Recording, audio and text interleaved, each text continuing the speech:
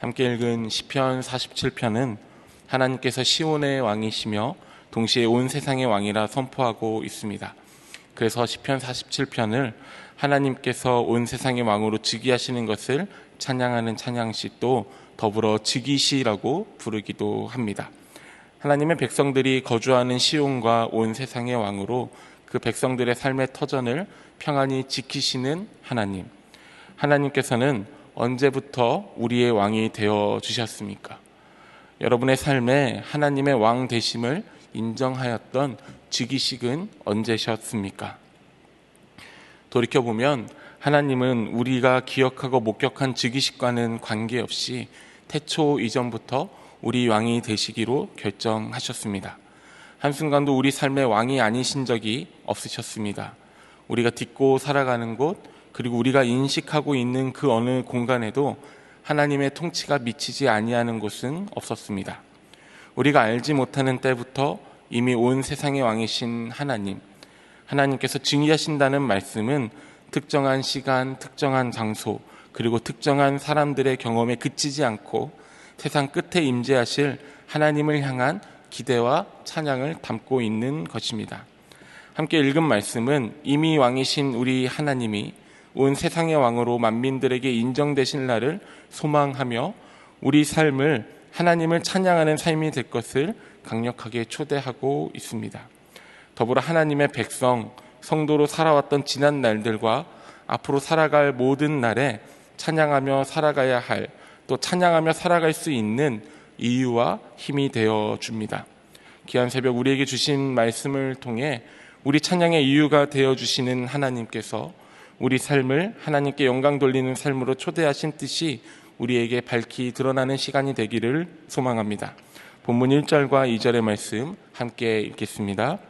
너희 만민들아 손바닥을 치고 즐거운 소리로 하나님께 외칠지어다.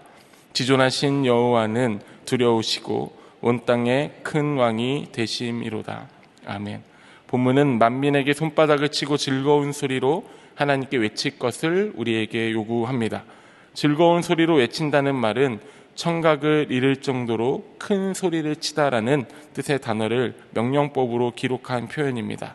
다시 생각해보면 청각을 잃을 정도로 큰 함성을 질러라라는 명령을 담고 있습니다.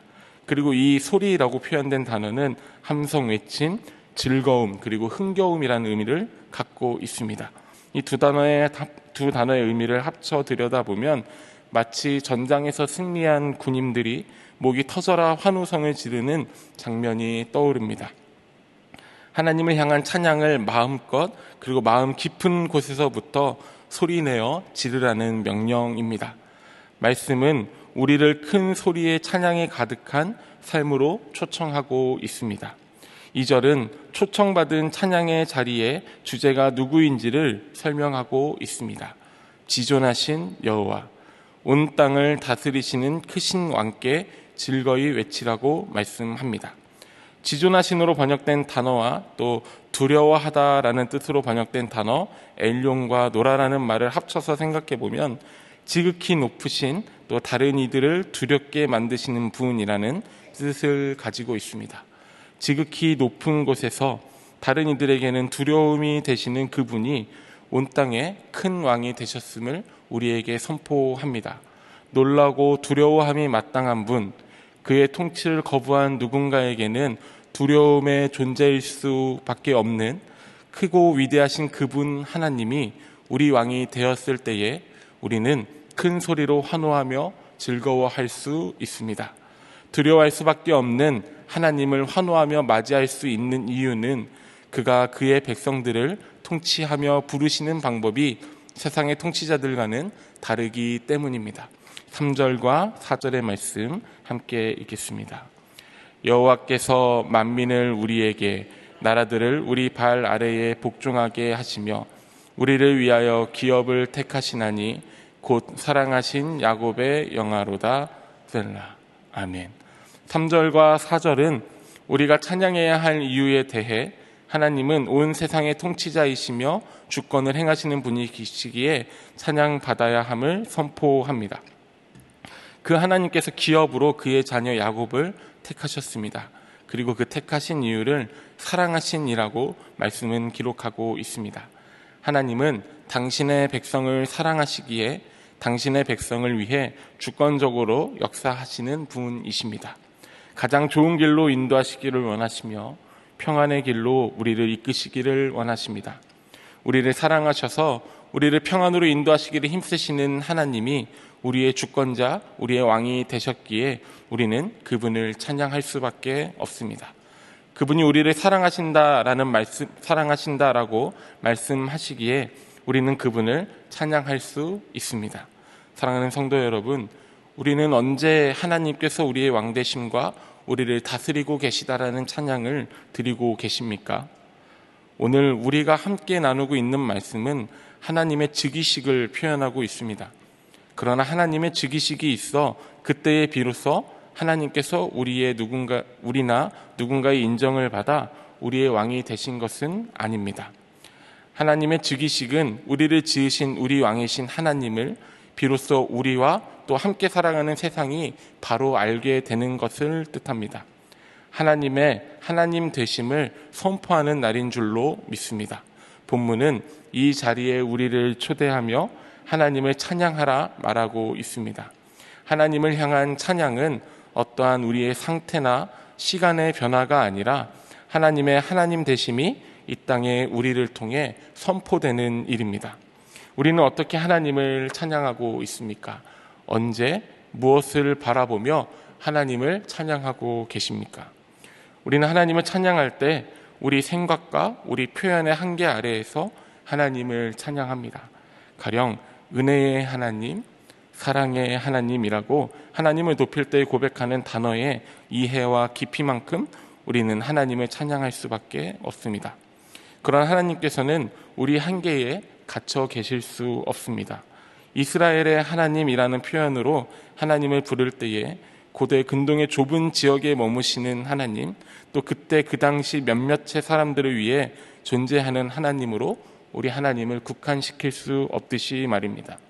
우리 하나님을 이스라엘의 하나님으로 부를 때 영적 이스라엘의 통치자, 사랑으로 품으신 그의 백성 만민의 통치자임을 우리가 함께 고백하듯이 하나님을 향한 찬양은 우리의 한계나 우리 생각의 한계가 아니라 하나님으로부터 선포된 하나님의 하나님 되심으로 찬양받으십니다. 우리가 아는 사랑의 크기만큼의 사랑의 하나님이 아니라 나는 사랑이다 말씀하신 하나님의 사랑으로서 표현되는 사랑의 하나님이십니다. 다 헤아릴 수 없어 한량없다 고백하는 은혜를 부으시는 하나님이신 줄로 믿습니다. 하나님을 담을 수 있는 그 어떤 우리의 생각이나 우리의 한계, 또 그 어떤 시간과 공간적 그릇은 존재하지 않습니다. 하나님은 우리 생각의 한계의 그 어떤 사고보다 더 크신 하나님이시기 때문입니다. 다 알 수 없는 하나님, 다 고백할 수 없는 하나님이 우리를 사랑으로 다스려 주십니다.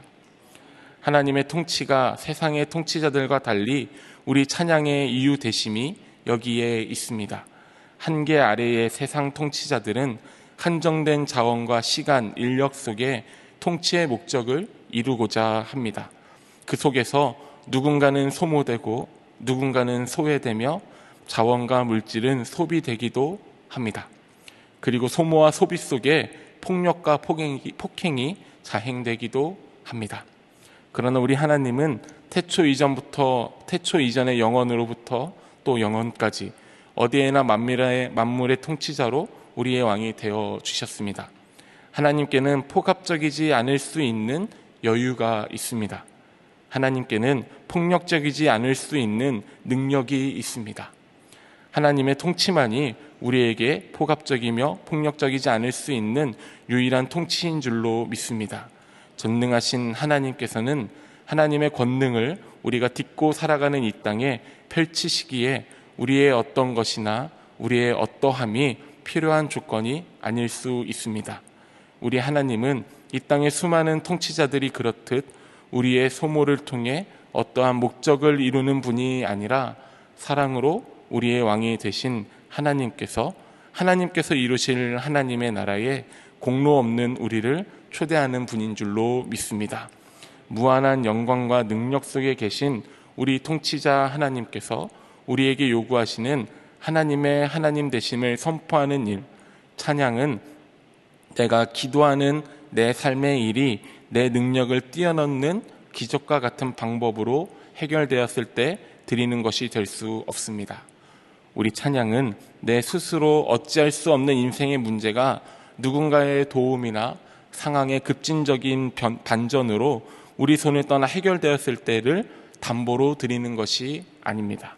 나의 높고 낮음, 많고 적음, 그 어떤 상황을 떠나 신실하신 통치자가 여전히 나를 사랑하고 계시며 여전히 나와 함께하고 계심을 고백할 때, 그래서 우리의 연약함 삶 속에서도 하나님의 하나님 되심을 우리 삶을 통해 드러내고자 애쓰며 노력할 때 비로소 하나님을 향한 큰 소리의 찬양이 되는 줄로 믿습니다.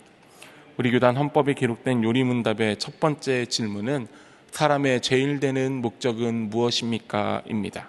그리고 그 질문에 대한 대답은 사람의 제일 되는 목적은 하나님을 영화롭게 하고 영원토록 그를 즐거워하는 것입니다 라고 적혀 있습니다.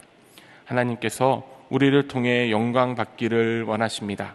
그렇기에 오늘 잠깐 마주한 육체의 아픔, 마음의 상함이 우리의 찬양을 가로막을 수 없습니다. 하나님 우리 삶을 빚으시며 우리 삶을 통해 하나님께 올려드릴 찬양을 우리 삶에 담아 두셨습니다. 그렇기에 오늘 어찌할 수 없는 인생의 문제가 또 관계의 틀어짐이 하나님을 향한 찬양의 소리를 줄일 수 없습니다.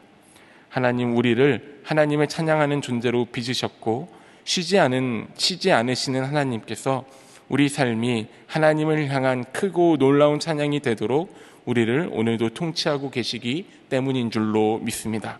사랑하는 성도 여러분, 단 한순간도 쇠한 적 없는 하나님이 우리 하나님이십니다. 오늘 내가 처한 현실의 고됨이 하나님의 약함이라 고백할 수 없듯이 나의 삶의 기적 같은 변화나 삶의 현실이 나의 생각대로 변화되는 일만이 우리 하나님을 향한 찬양의 이유가 될 수 없습니다. 하나님께서 찬양을 받으실 다 헤아릴 수 없는 수많은 이유는 오직 하나님께 있습니다.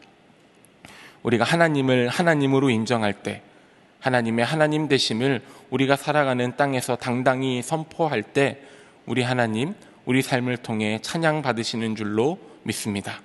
어떤 아픔과 어려움을 갖고 오늘 하루를 시작했다 할지라도 우리 삶이 끝내 하나님을 향한 찬양이 되도록 이끄실 하나님의 통치 아래 있음을 기억하며 당당히 하나님의 하나님 되심을 선포하며 살아가는 저와 여러분의 오늘 하루가 되기를 소망합니다.